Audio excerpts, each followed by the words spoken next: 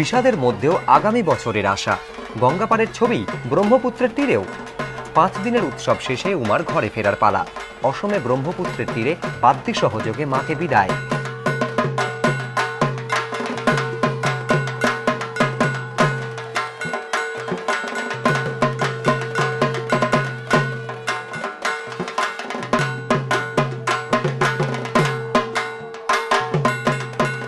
দুর্গাপুজো উপলক্ষে এই কটা দিন আনন্দে মেতেছিল অসম।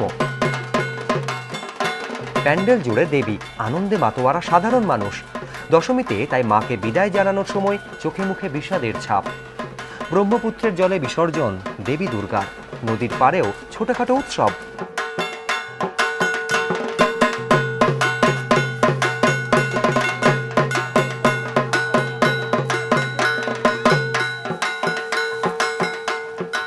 মাতৃমূর্তি জলে ভেসে যাওয়ার পর ব্রহ্মপুত্রের পাড়ে একটাই আওয়াজ, আসছে বছর আবার হবে।